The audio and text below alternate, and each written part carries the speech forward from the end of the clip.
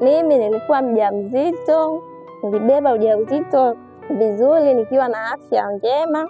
Wakati wa kujifungua mtoto hakulia, ndio ikapelekea mwanangu akawa ana shida ya viungo, hawezi kukaa, hawezi kushika na hata kuona kabisa.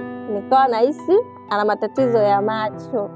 Nilipogundua mwanangu ana changamoto hii, kwa kweli niliumia na nilihisi kuwa kwamba huyu ndo atakuwa ni wa hivi hivi, hataweza kutengemaa.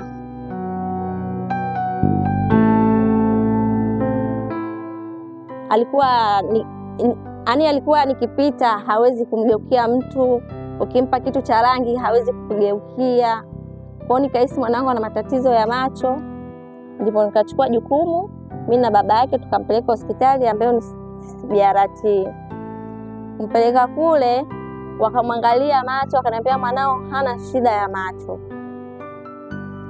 bali ni ana shida kichwani.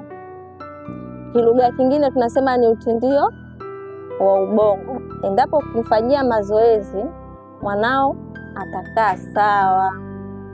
Ndo nikasikia kituo kiko hapa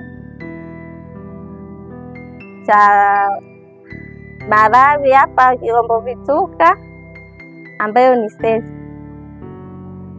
Ikabidi nimlete akiwa na umri wa miaka 2.5, akiwa hakai chini, ila namshukuru Mwenyezi Mungu sasa hivi anakaa, anaweza kutambaa na pia hata kusimamia anasimamia.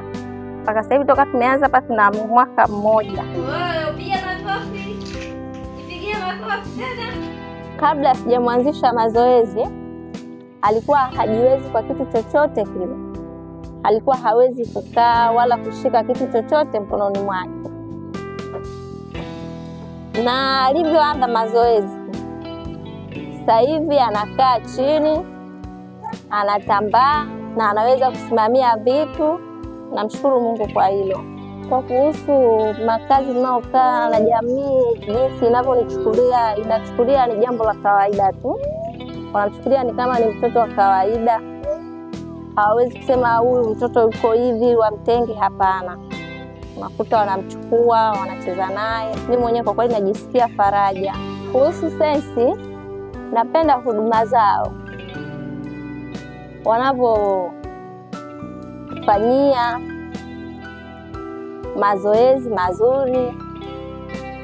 Hata wahudumu wetu na wenyewe pia wanafanyia vizuri. Hawabagui kwa kweli. Wenyewe mtoto anamuona tu kama ni wa kwao, wanafanyia vizuri, kwa hilo nafurahi.